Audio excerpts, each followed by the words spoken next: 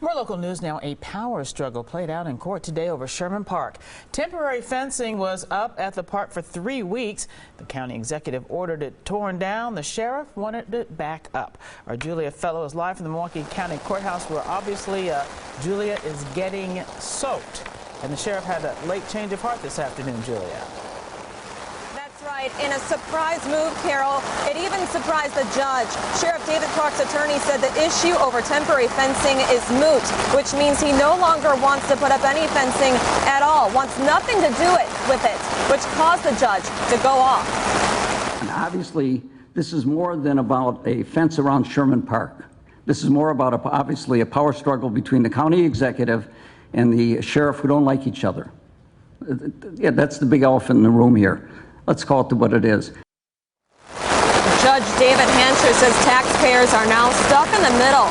After the judge asked if this can be sorted out behind closed doors, the back and forth ended with this temporary restraining order still in effect against Clark.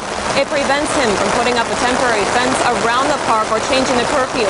The sheriff has told today's TMJ4 in the past he believes the park was used as a staging area before the violence unfolded on August 13th.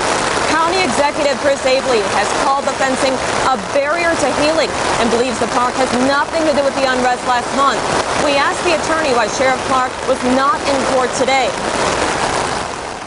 The sheriff was not personally involved in the removal of the fence or installation of it. It was done at his request. There's no dispute as to the facts. There's no reason for him to be here. And to answer your question directly, upon my advice.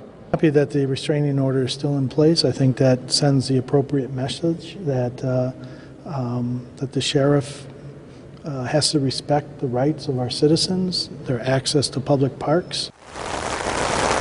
Abley's attorney also said, as you just saw right there, that he's prepared to take this lawsuit even further if they need to. Reporting live outside the Milwaukee County Courthouse, Julia Fellow, today's TMJ4. Thank you very much. Time for you to get back in quickly.